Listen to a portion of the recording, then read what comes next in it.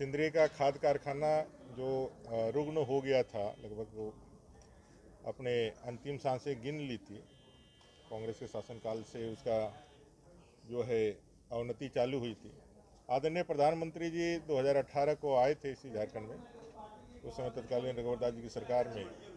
उन्होंने सिंदरी के खाद कारखाने के पुनरुद्धार का शिलान्यास किया था और बहुत सुखद अनुभूति रही कि वह जो खाद कारखाना पूरे देश के लिए जहां सहायक था किसानों के लिए, वह पुनर्जीवित हुआ और कल आदरणीय प्रधानमंत्री जी ने राष्ट्र को उसे समर्पित किया। ये मोदी की गारंटी, जो काम हाथ में लेते हैं, जिस काम का संकल्प लेते हैं, उसको सिद्धि भी दिलाने के लिए जी तोड़ प्रयास करते हैं। और आप सबको कल के उनके कार्यक्रमों के साथ एक जो अनदेखी घटना है, जो कहीं ना कहीं आप लोगों के ध्यान पे भी होगा।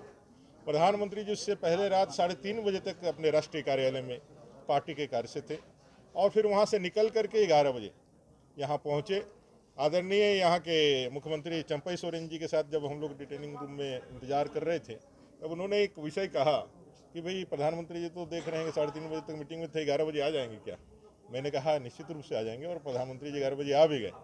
तो ये दिखलाता है कि एक व्यक्ति जो राष्ट्र निर्माण के लिए अपना 24 घंटा 7 दिन समर्पित भाव से लगा करके देता है, उससे कितना परिवर्तन आता है। और 10 साल के अंदर में देश ने जिस तरह की लंबी छलांग लगाई है विश्व के 5वें अर्थव्यवस्था के रूप में, और आने वाले समय में जो कल 1.5 लाख से ज़्यादा का संख्या प्रधानमंत्री जी को सुनने के लिए धनबाद में उमड़ा, वो ऐसे थे जैसे बादल उमड़ता है, उसे ही चारों तरफ सिर्फ आदमी ही आदमी और कार्यकर्ता अपने जनता ही जनता नजर आ रहे थे। प्रधानमंत्री जी ने उनका अभिवादन भी किया और कई एक बातें उन्होंने कही भी।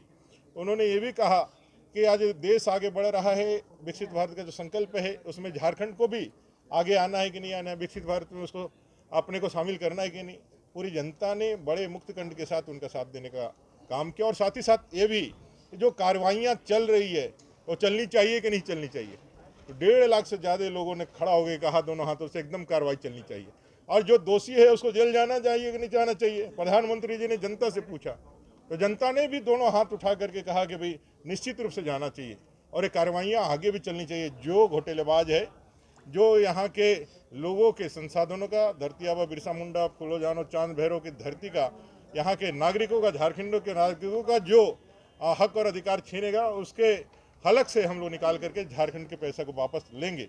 ऐसे कई एक बातें उन्होंने की। आज सदन के अंदर आप लोगों ने देखा होगा, उन्हीं सबको लेकर के कांग्रेसी और बाकी लोग, जो एक कहावत है चोर के दाढ़े में तिनका, उन्होंने घोटालाबाजों के लिए कहा, उन्होंने जो भ्रष्टाचारी है उनके लिए कहा। इन लोगों ने अपने ऊपर लेकर के ये सारे विषयों को यहाँ कहने के लिए चालू हो गए। जब आदरणीय चंपई सोरेन जी के सामने उन्होंने क्या, आप देखेंगे 2 कार्यक्रम थे। एक हरल में था जो सरकारी कार्यक्रम था, जहाँ प्रधानमंत्री जी ने ना, आप देखेंगे वहाँ पे उनके चंपई सोरेन जी को मैंने सुना है, उन्होंने यहाँ तक कहा कि भाई आप अभी तक आए नहीं, आप आइए मिलने के लिए। जनरली ये प्रोटोकॉल होता है कि कोई मुख्यमंत्री शपथ लेता है तो देश के प्रधानमंत्री से जाके मिलता है। प्रधानमंत्री ने खुद उनसे कहा कि आप बहुत मुस्कुराते हैं, ऐसे ही मुस्कुराते रहिए और आइए, आप कब मिलने आइएगा। ये प्रधानमंत्री जी ने ऑफर दिया, मैं उसका गवाह हूँ। तो ऐसे शख्सियत, ऐसा व्यक्तित्व जो सभी के चिंता करता है, विशेष करके झारखंड के प्रति जो उनका प्रेम है वो कहीं छिपा हुआ नहीं है। जनजातीय गौरव दिवस से लेकर के धरती आबा बिरसा मुंडा जी के पवित्र भूमि उलियातू में पहुंच करके उसके जो मिट्टी है उसको तिलक लगा करके देश के 2047 में विकसित भारत बनने का संकल्प लेने वाला व्यक्ति, उसके ऊपर झारखंड और झारखंडियों के लेकर के जो क्वेश्चन उठा रहे हैं, एक कांग्रेस और कांग्रेसियों का डर है और ये डर बना रहना चाहिए। जहां प्रधानमंत्री जी के कारण विश्व में देश का नाम हो रहा है, वहीं झारखंड के कारण विश्व में बदनामी हो रही है।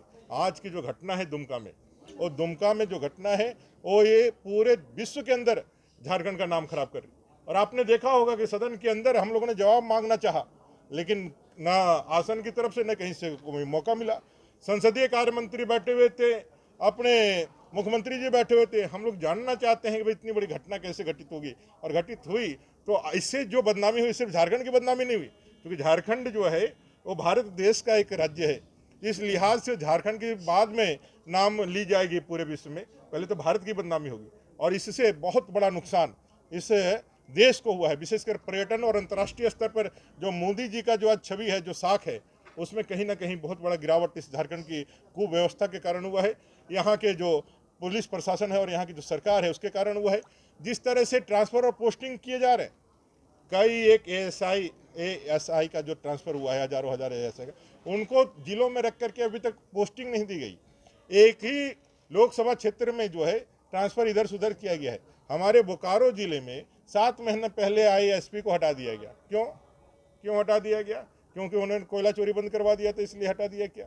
ये सारे विषय कहीं ना कहीं इस झारखंड को पीछे ले जाने का काम कर रही है और हम लोग ये चाहते हैं कि ये सरकार अविलंब इस पर सख्त से सख्त कार्रवाई करे और तमाम जो भी जवाबदेह पदाधिकारी हैं जिस क्षेत्र में घटना हुई है उन सारे लोगों को सस्पेंड किया जाए और इसका जो है जांच करके दोषियों पर कार्रवाई की जाए, ताकि यह घटना दोबारा पुनरावृत्त ना हो सके। जितना नुकसान होना चाहिए था उतना तो हो गया है, लेकिन इसको आगे ना हो, इस लिहाज से भी जो है सरकार को देखना चाहिए। केंद्र सरकार कहती है गरीबी रेखा से इतने लोग बाहर आए, पर अनाज बांटने वालों की संख्या उतनी है। तो क्या अब अमीरों को 5 किलो अनाज दे रहे हैं आप लोग और ये अमीरों का राशन कार्ड बना रहे हैं?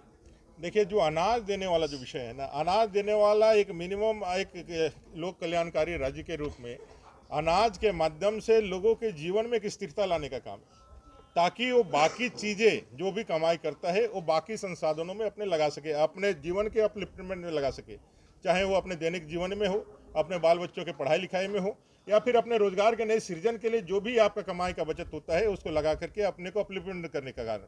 ये सारी चीज़ें आज जो हम लोग गरीबी रेखा का इंडेक्स देखते हैं उसमें जो 3 चीज़ें मेजर सेक्टर होती है, जो फूड एंड सेफ्टी होता है, न्यूट्रिशन का मामला होता है, दूसरा एजुकेशन का होता है, तीसरा हेल्थ का रहता है, सैनिटाइजेशन भी इसमें है।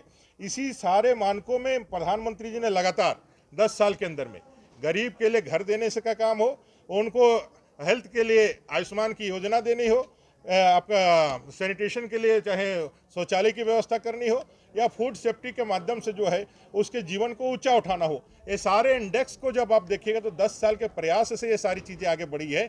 और जो खाद्य सुरक्षा की गारंटी है, विश्व की सबसे बड़ी गारंटी, इसका मतलब ये नहीं है कि हम जो है गरीब हैं, इसका मतलब ये है कि हमारे लिए इतना अनाज हमारा किसान उगा रहा है कि राज्य सरकार और केंद्र सरकार मिलकर के वो गरीब को सहयोग कर रही है और उनका जो बाकी अपलिफ्टमेंट है वो अपलिफ्टमेंट में उसको मौका मिल रहा है, उनको अवसर मिल रहा है। जयंत सिन्हा ने